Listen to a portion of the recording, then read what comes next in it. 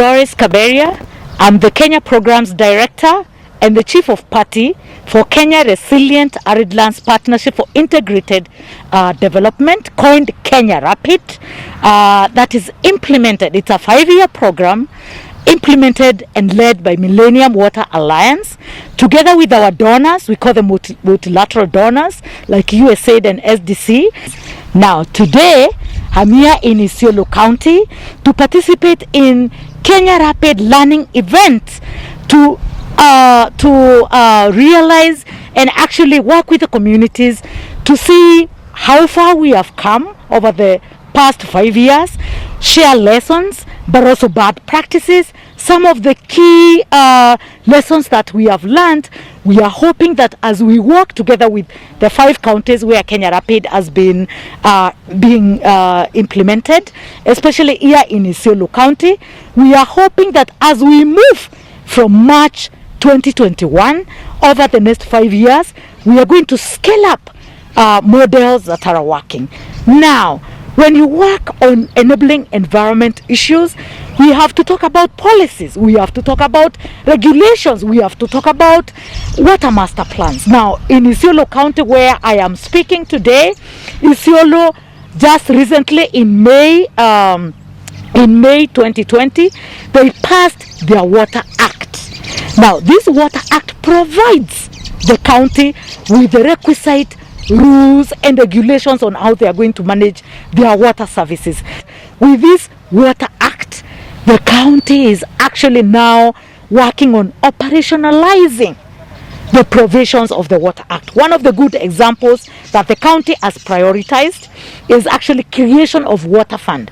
Why the water fund? We are supporting the counties to develop context-specific business case. Now, for Wajir, for example, we have Boril Light doing desalination plant.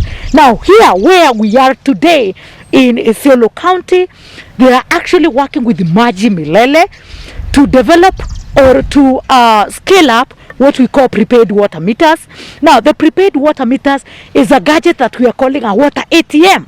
Now, when you install a water ATM in a water kiosk, each and every member of the community, including the women who really work very, very hard, can come with their chip or their ATM, and once they put the ATM, the water will get into their 20-liter jerrycan, and they can get as much water as they want.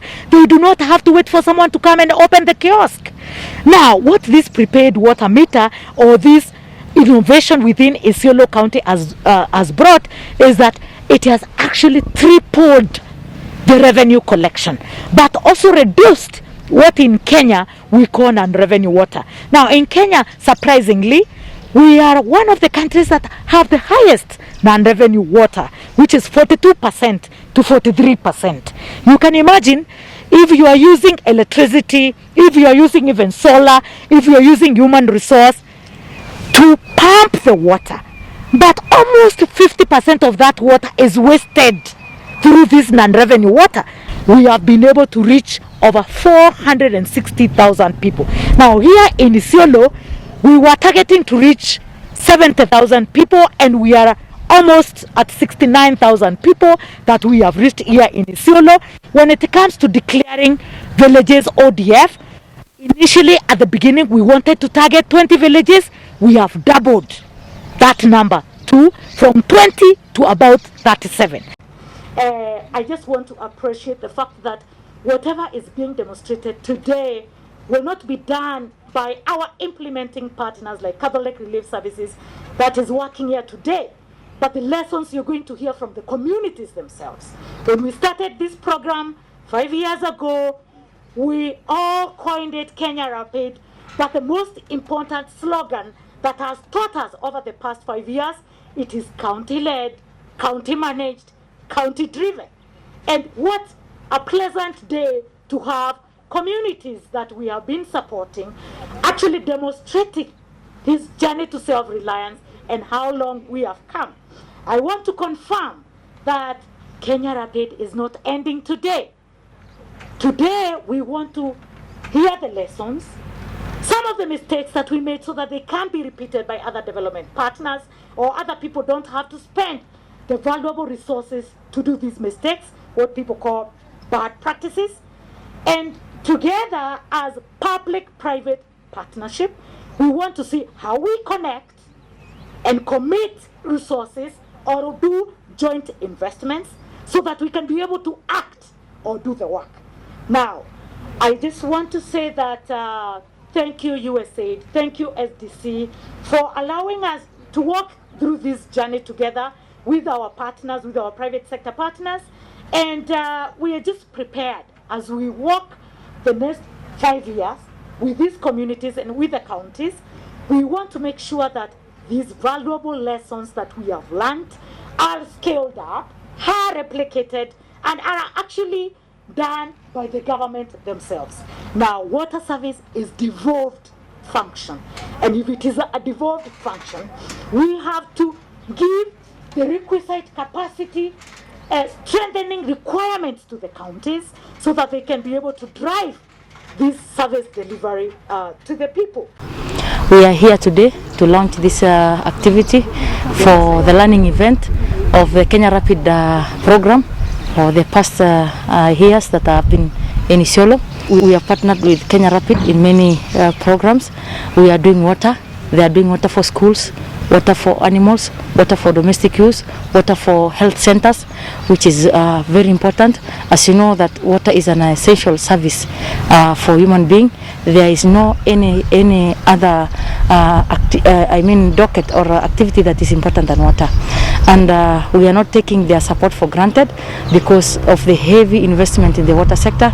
First of all, I want to thank them because of the legal framework, because if we don't have a policy, we don't have an act, we don't have regulations for the water, it is very important, it's very difficult for us even to work and for them even to invest.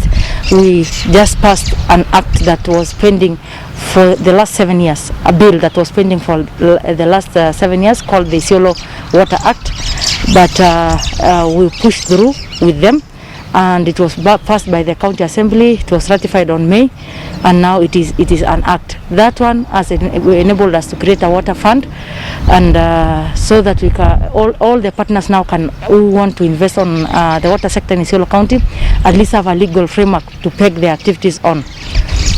I also want to thank them because of participation in the WASH program, and I just said when I was opening on behalf of the governor that Isiolo is an open defecation-free county number 2 after Siaya, because in the past, as you know, this is the northern region and sanitation is not people in this region do not take sanitation so important, and we have been heavily invested in the past by the WASH diseases, and right now as we are talking, at least we are somewhere, and I know as we continue partnering with them, even Siaya, we are coming close to them and we are going to overtake them to be number 1. Thirdly, there is a lot in the livestock. They are also doing the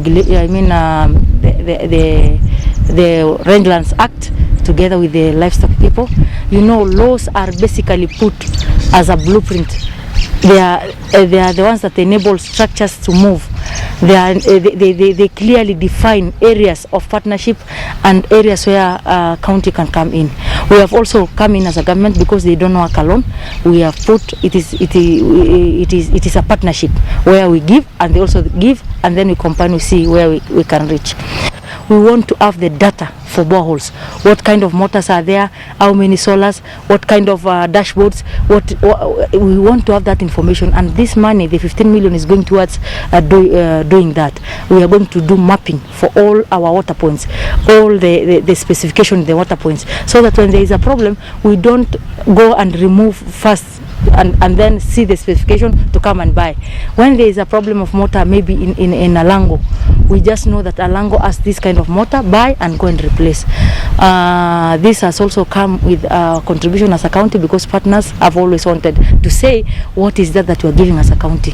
So we have also put a kitty of 2.6 million to make it 17 million for that investment, so that we also have to contribute something to that success. You know, in town we have a company that runs water in urban areas, but rural water is a challenge for has been a challenge all through. And I want to say that when there are situations like this, it is women and children, the vulnerable groups, that are suffering. And before the coming of the Kenya Rapid, I can give an example of a place called Atir. For example, there is a spring at Gambela, almost 2 kilometers from where they live. That spring is shared by domestic animals, wild animals, and people. I mean, if we went there and saw that kind of water that was used for domestic purposes, that is green water with a lot of it was dirty, it was pathetic. But there was the Kenya Rapid did a borehole, and there is plenty of water there. Now we don't have a problem for the domestic use. There is access to clean water for the domestic purposes and even the livestock. And they are also using that water for subsistence farming. For example, you go to Atir today, you'll find tomatoes, you'll find onions. They are doing that, they are selling, they are also making a living out of that bowl. So there are many other parts, even the livestock markets. For example, the Oldonyiro livestock market, it is a revenue earner for this county. But without water, we were almost all closing. The Kenya Rapid came and they put a borehole there. And right now, at least that market has been running. It's a busy market. It draws people from Laikipia and all other counties, so they can access clean water for the market users, and even for the market days for livestock that are being brought to the market. So it is a partnership that is worth congratulating. There are several other wards, but we have not rolled to the 10 wards as per se. But we did a borehole in Merchi. We did it in Oldonyiro, we did it in Garemara ward, we did it in the livestock market here in town, and those are about 5 boreholes we partnered together. Kwa majina naitwa Francis Nachi, natoka sehemu ya Atir. Mimi ni mkulima wa kitunguu, nyanya, sukuma, pia hata maragwe. Na hapo awali tulikuwa na shida ya maji ambayo tumekaa zaidi ya miaka 10 tukiwa tumehangaika hivyo wakati mto wetu ilipokatika maji. Tulipopatana na Kenya Rapid ndio aliweza kutusapoti na ball ambayo sasa hii ndio ametujengea tangi kubwa, ambayo hata kwa sasa hii hata maisha huko wa watu imebadilika. Tuliweza kupata maji ya mvugo, pia kukunya na kulima. Pia kwa hiyo miaka yote hiyo tulikuwa tumekata makaa, tukaumia ukosefu ya maji, lakini kwa sasa maisha yetu huko imebadilika.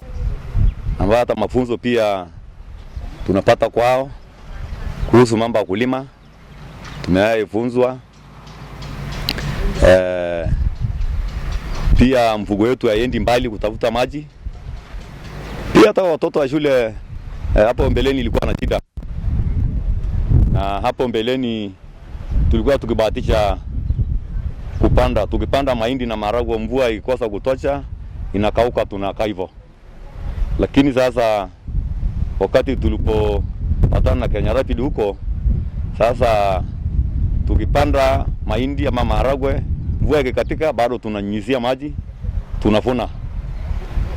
Ambayo kitunguu yetu sasa hata mvua ikikatika mavuno sasa tunapatanga, sio akubahatisha kama mbeleni. Sababu mbeleni tulikuwa tukibahatisha, lakini sasa ukipanda mimea yako tayari mavuno unapata, sababu maji iko. Kitambo hiyo tupate maji tulikuwa tunaishi mto ingine inaitwa Ngaramara, hasa ambayo sasa ndio ilikuwa nyumbani ambayo tulikuwa tunalima. Mto ilipokatika tukahamia mahali sasa inaitwa Ngarnaitin. Pia hiyo baada tena hiyo mto kuishi kidogo kidogo ikakatika tena. Sasa ikakuwa maisha ni kila mtu na maisha yake sasa. Hata kuna watu walianza kwa mama huko kwa masehemu zingine ambayo maji iko. Lakini sisi huko tuliweza kusurvive huko kukata misitu. Ambayo hata hiyo maisha hiyo kukata msitu ni kubahatisha. kwa sababu ikija town huko unakutana na hii watu wa forest. Wanaweka makaa kwa gari, wanaisafirisha. Pia wao kupatikana hapo tena unabebwa. Sasa ukiona ni kama ni makaa unaangusha huko unatoroka. Sasa hiyo yote ilikuwa ni maisha ya kubahatisha, kwa sababu ukipatikana na hiyo makaa tena hautaona tena, unarudi tena unaanza upya tena kukata. Lakini maisha ilipobadilika juzi, hata kichaka sasa imeanza kumea. Sababu sasa hii sio watu wa kukata makaa tena. Kuna watu wanalima hapo, ule mtu ana shamba hapo anafanya kibarua. Sasa mapato upatikana sasa hii kwa njia yote. Ukilima, ukipata kibarua, unaenda kulima shamba mwenzako unapata kitu jioni. Pia mboga tunapata hapo. Sasa maisha yetu hakuhangaika na barabara, kwa sababu hata kina mama alikuwa akiumia sana akibeba makaa na kichwa. Lakini sasa hiyo mambo imekoma. Maisha mengine, kwa sababu hata mboga ilikuwa tunatumia unga tu na maziwa. Lakini sasa mboga iko karibu huko. Yaani maisha yetu imekuwa ni at least sasa hii sio kama ile maisha mengine ya baadaye. Sababu tulikuwa katika ile hatari, kina mama alikuwa anaumia. Beba makaa, mara unasikia mama kifua, ama mama kuharibika kwa sababu kubeba kitu mzito kutoka Ateri mpaka Isiolo na kuna magari. Sasa hii at least maisha yetu ni kama wengine tu bado. Sasa tunafurahia maisha ya sasa. Kwa majina ni Monica Peyon, mkaaji wa Ateri village. Mimi kama vile tulianzia hapo mbele, tulikuwa na shida ya maji kama sisi akina mama. Asubuhi unaamka unashindwa utaanzia wapi utamalizia wapi. Unakuta hata mtoto wa shule anakosa kwenda shule kwa sababu ya uchafu.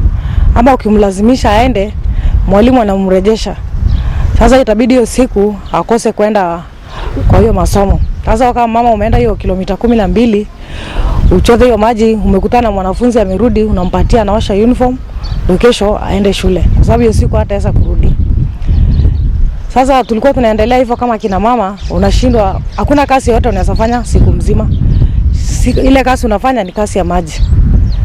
Pia tukakaa hapo, tukiwa tunaomba Mungu, tukisema Mungu utaonekana siku gani. Wakati Mungu alifungua njia, tukachimbiwa maji na Afya Plus. Alafu Kenya Rapid wakakuja wakatutolea nje. Tukaanza kuona kweli maji ndio hii. Sisi kama kina mama tulifurahi sana. Kwa wakati huu sasa kila mama tulijua kwamba kila mama amejaa na furaha. Hapo mbeleni sisi tulikuwa na shida, hata watoto wetu hawakuwa na ile afya. Kwa sababu kama ukikuja town mara moja, hiyo siku ndio unakuja na mboga ama viazi. Ikisha hivyo ni hivyo, lakini kwa saa hizi mboga kila jioni unatuma mtoto kwa jirani anaenda na kununulia mboga mwenye amepanda, mnakula mboga, kitunguu atununui, tumelima kitunguu iko hapo, nyanya ukitaka unatumana tu hapo, ama wakati wanachuna wanatumana wenye wanunuzi, ile chakas mnakuja mnaokota wale wengine, ile mbaya unasema ni chakas lakini mzuri, watoto wanakula nyanya, wanakula sukuma, kila mtu ako sahihi na afya. Kila mtu amepotesha akili sasa kulima. Mtu mwingine analima kitunguu, mwingine analima nyanya. Hasa kama wakati wa mvua tunaweka mahindi kikatika, unatumia hiyo maji tu ya sola.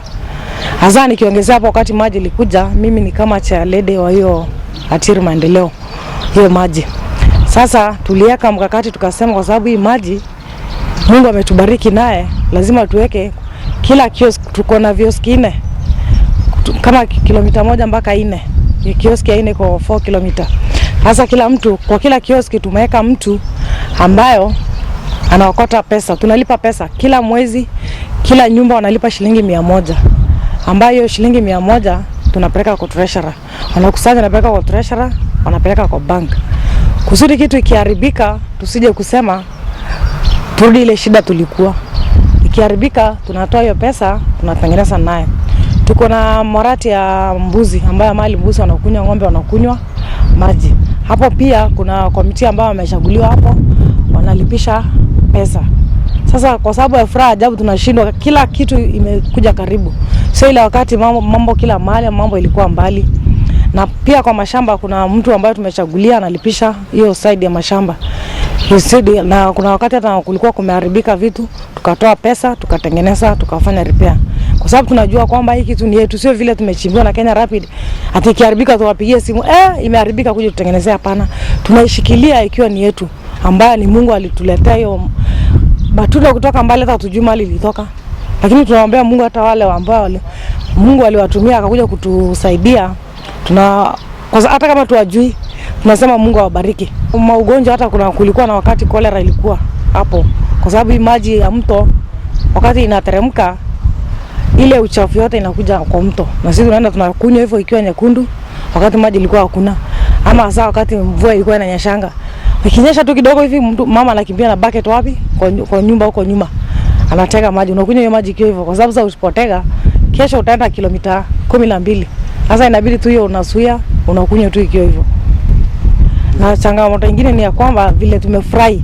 Vile sasa tumelima hiyo nyanya, tumelima kitunguu, saizi hata area yetu imebadilika. Hasa kama mimi nimelima kitunguu na nyanya. Sasa nimejenga nyumba mzuri ambayo sikuwa natarajia. Nilikuwa nafikiria siwezi, labda ningengojea watoto wangu baadaye vile wanasoma labda wakuja wanijengee. Lakini kulingana vile hiyo maji imekuja, nimelima mpaka nikapata pesa ambayo nimejenga nyumba yangu.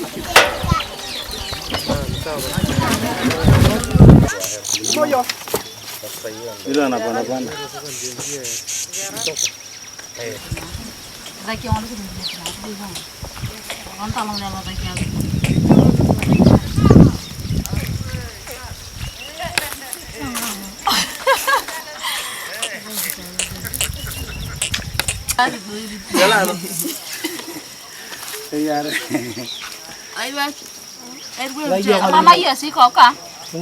Saya berniu kumakan ta ya. Ngerti lagi. Kumakan aku.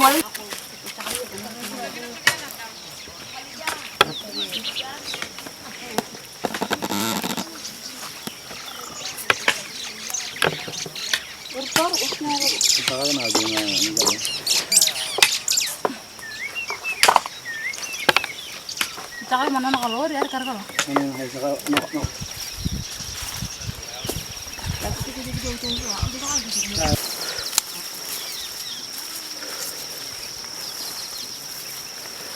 Naenda nyumbani hata vichukue kibao kabla ya kwenda huko.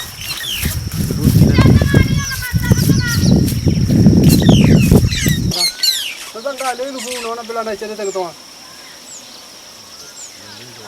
Kama ni kwa Sina gani sawa. Hapo ndio tukio hivyo hata tukienda.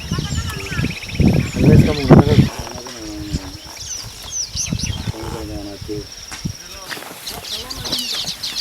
mbili zitapatikana. Kwenda na nini? Unajua tunapimania wale kuna sasa hujui muda ilikuwa ng'ombe inatumia ya kiangazi. Mashamba tunafanya hiyo tunarudisha hiyo ndogo. Sasa kama ni sawa. Ndio video. Mtu alienda na wale wa nini? Zile tulikuwa tunaandika entrance pale. Mtu amepotea na moja.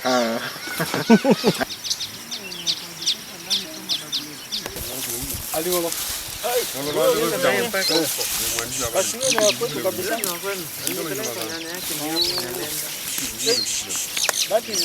Yes. Unaitanga amarantas sama aje? Amarantas. Hizo sasa ndo zina pesa.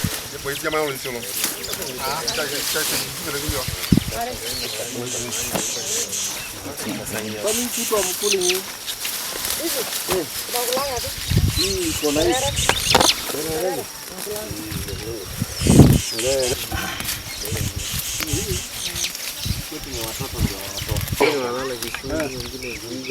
wanatoa.